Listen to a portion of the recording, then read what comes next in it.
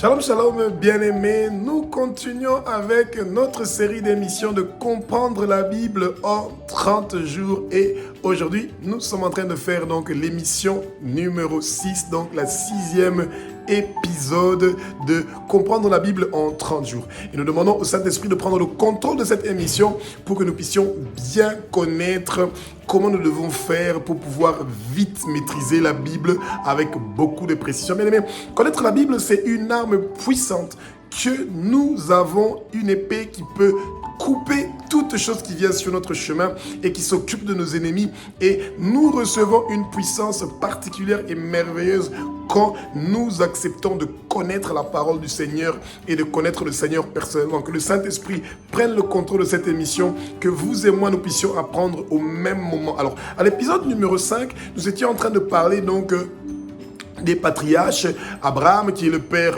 du peuple hébreu, Isaac qui est le second père du peuple hébreu, ensuite nous avons Jacob qui est donc Israël et Joseph qui est le fils de Jacob, qui sera le leader qui va donc être avec Israël en Égypte pendant les moments difficiles pour que le peuple israélite soit épargné de la famine qui allait donc rendre la vie difficile au peuple israélite. Alors le Seigneur s'est choisi un peuple, le peuple israélite, Israël.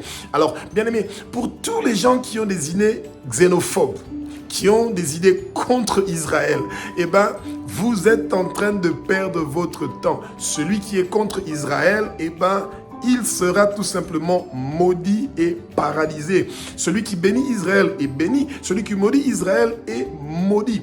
Alors, le peuple israélite, donc originellement, ils sont venus donc en Égypte parce qu'il y avait la famine à Canaan et Israël avait donc un souci. Et donc Israël, donc Jacob, avec ses 11 enfants, sont partis en Égypte parce que là-bas il y avait de la nourriture. Et Joseph, qui était le fils numéro 11 de Jacob, donc Israël, et bien lui, Joseph, est devenu un premier ministre, un leader donc en Égypte. Après le pharaon, il n'y avait personne en Égypte qui avait un pouvoir supérieur par rapport à Joseph à son temps.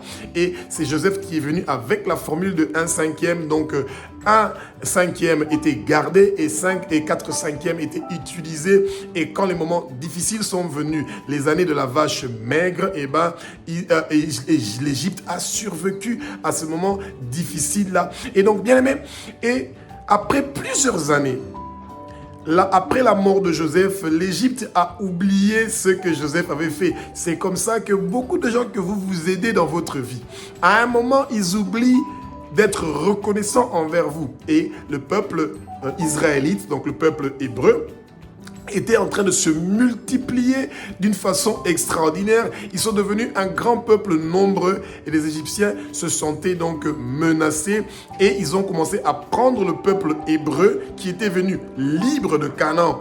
Et donc ça veut dire Jacob avec ses 11 enfants qui étaient venus en Égypte libres, ils sont devenus esclaves en Égypte. Alors, ce qui caractérise le peuple israélite en Égypte, bien aimé, c'est très important de le savoir, qu'ils ont commencé à vénérer les dieux égyptiens qu'ils ont trouvés en Égypte, ce qui est une chose qui est vraiment très mauvaise. Et alors, le Seigneur décide d'envoyer donc Moïse pour aller libérer son peuple. Donc, Exode est le livre qui parle de la sortie du peuple israélite de l'Égypte vers la direction de Canaan. Donc le peuple égyptien le peuple israélien est en train de quitter l'Égypte pour partir vers Canaan.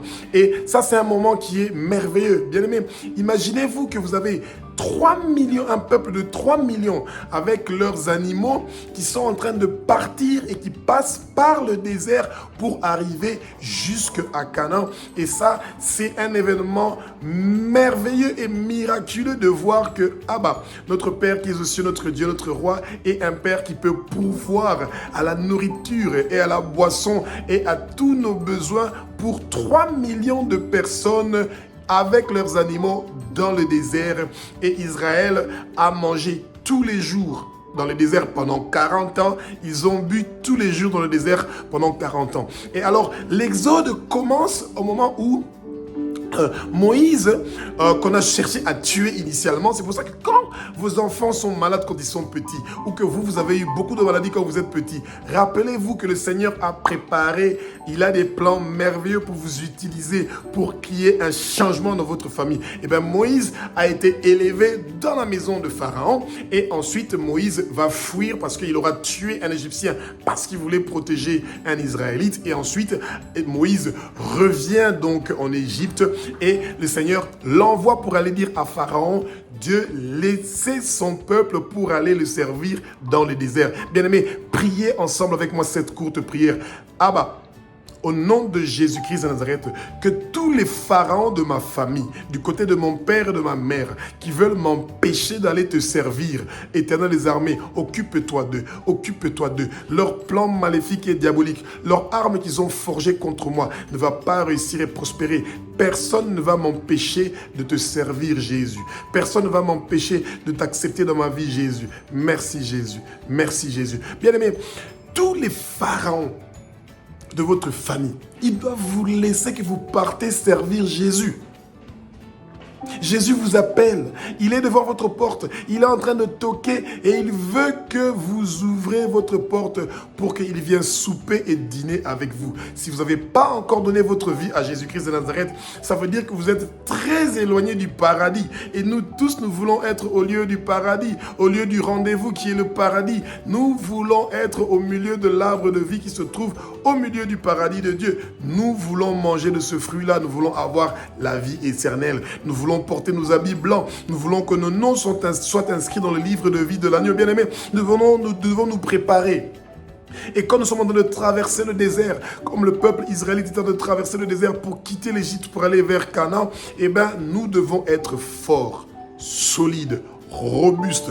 Peu importe le vent, les intempéries, les problèmes que nous traversons, la famine, les difficultés, tout ce que nous sommes en train de traverser, c'est temporaire. Notre corps est préparé pour résister à toutes ces choses-là. Nous devons seulement croire que Jésus est notre sauveur et qu'il a déjà gagné pour nous sur la croix de Golgotha.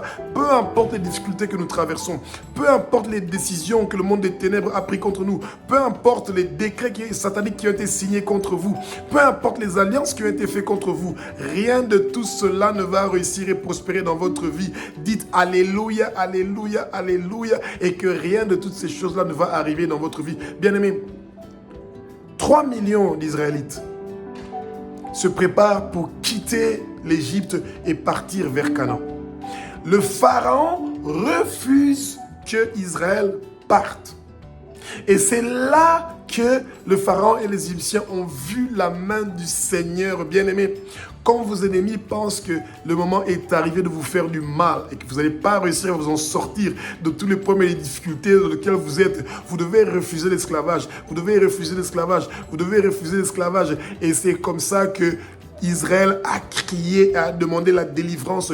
Criez, ouvrez votre bouche, dites Seigneur Jésus, je me délivre de mes ennemis, je me délivre de mes problèmes, je me délivre de mes difficultés, je me délivre, je me délivre, je me délivre. Que ton sang précieux puisse laver toutes mes difficultés, Seigneur Jésus. Que ton sang purifie ma vie, que ton sang Jésus purifie la vie de mes enfants, que ton sang Jésus se lève pour combattre pour moi, que ton tremblement de terre le plus violent Jésus, le plus grand puisse venir dans ma vie pour que toutes les chaînes qu'on avait attachées, mes pieds, mes mains, mes coups soient brisées.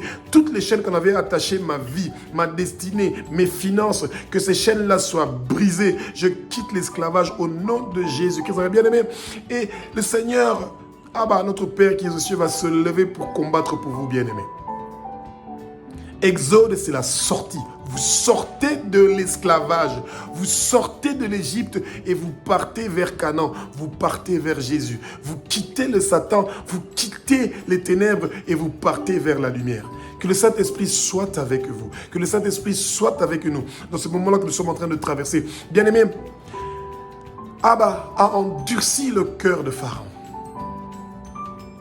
Et le Pharaon ne pouvait plus rien voir et le Seigneur voulait aller jusqu'au bout des 10 plaies, bien-aimés.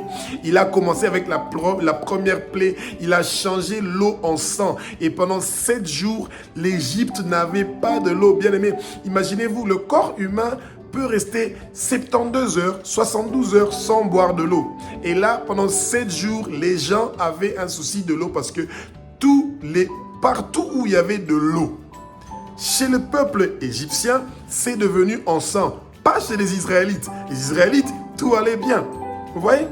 Et comme ils étaient têtus, le Seigneur a continué avec eux. Des grenouilles qui sont sorties de l'eau, qui étaient très venimeux, qui sont montés jusqu'au lit de Pharaon. Et comme ils continuaient à s'entêter, la poussière est devenue comme la poussière est devenue comme des poux et qui ont commencé à déranger tout le monde. Et comme si ça ne suffisait pas, une pluie de grêle, donc ça veut dire des sortes de cailloux en feu sont descendus sur l'Égypte.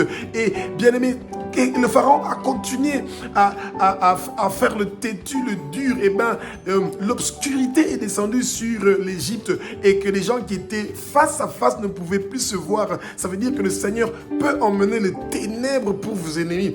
Que le Seigneur amène les ténèbres sur le visage de vos ennemis, sur la face de vos ennemis, pour que vos ennemis ne puissent pas vous voir, bien aimés. C'était horrible. Et le Seigneur a ravagé, il a ravagé toutes les plantes, la verdure, les sauterelles ont mangé toute la verdure. Le Seigneur a ravagé l'Égypte. Il n'y avait plus rien qui était resté. Il a tué leurs animaux, il a tué leurs récoltes, il a tué leurs plantations. Bien-aimés, vos ennemis, quand vous commencez à prier, surtout quand vous vous réveillez à minuit moins, pour commencer à prier, bien-aimé, jusqu'à 3 heures du matin, faites des prières intensives avec puissance. Criez comme un lion pour votre délivrance, que vous sortez de l'Égypte, que vous sortez des ténèbres, que vous sortez de vos difficultés, bien-aimés. Israël a pleuré. Et c'est comme ça que le cri d'Israël est arrivé jusque vers le Seigneur. Et comme le pharaon continuait à s'entêter, après tout ce que le Seigneur avait ravagé complètement en Égypte, le pharaon a dit qu'il ne laisse pas partir le peuple de Dieu. Bien-aimés, vos ennemis vous laissent partir au nom de Jésus. Vos ennemis vous laissent partir au nom de Jésus. Vos ennemis vous laissent partir au nom de Jésus. Comme le Seigneur a libéré Israël de l'Égypte, il vous libère vous aussi de la main de vos ennemis. Et le Satan ne va pas vous empêcher de venir au lieu du rendez-vous qui est le paradis de Dieu. Et comme Égypte et le pharaon avaient continué à s'entêter, tous les premiers-nés égyptiens, pas des juifs, ils étaient dans le même pays en Égypte, mais tous les premiers-nés des Égyptiens sont morts, inclus le premier-né du pharaon. Et c'est là qu'il a dû laisser le peuple de Dieu partir. Et l'exode a commencé. Un événement merveilleux. 3 millions de personnes, 600 hommes aptes à combattre avec leurs femmes et leurs enfants et les vieillards et leurs animaux. C'est incroyable. Imaginez-vous que toute la ville de Paris, où il y a 2 millions d'habitants ou un peu plus, qui sont en train de quitter Paris pour partir par exemple en Espagne, ces gens doivent boire et manger. Quel ravage. Bien aimé, quand Jacob a quitté Canaan, en partant vers l'Égypte parce qu'il y avait la famine à Canaan, il y a d'autres peuples qui ont pris Canaan, qui ont remplacé donc le peuple qui ont remplacé la famille de Jacob à Canaan.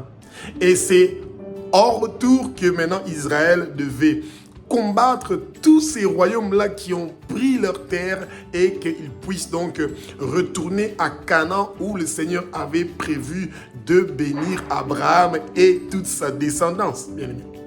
Ouais, c'est très important. Cette prophétie-là devait être accomplie. Que le Messie devait naître à Jérusalem, à Canaan. Vous voyez? Où les choses ont commencé, c'est là où les choses devraient continuer. Vous voyez? Et c'est ça qui est très important.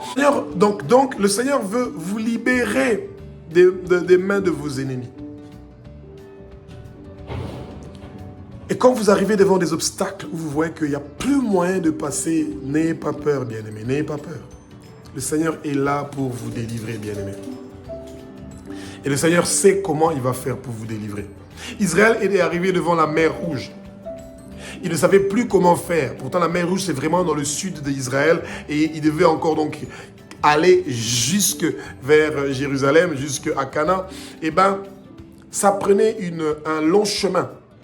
Et le Seigneur a divisé la mer Rouge en deux. C'est devenu à sec et Israël a traversé la mer Rouge à sec.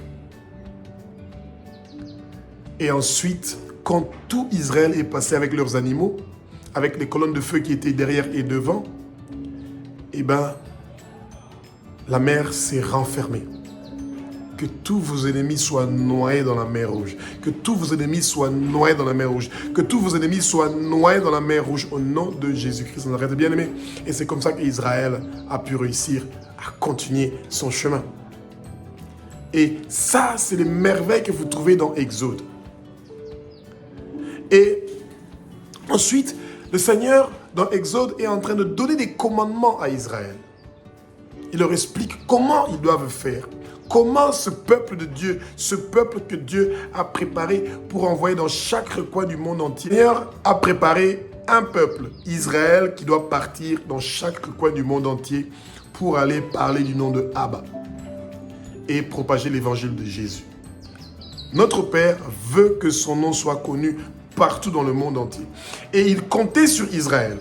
Mais Israël, aujourd'hui, est le peuple qui ne croit pas au Messie, qui ne croit pas en Jésus.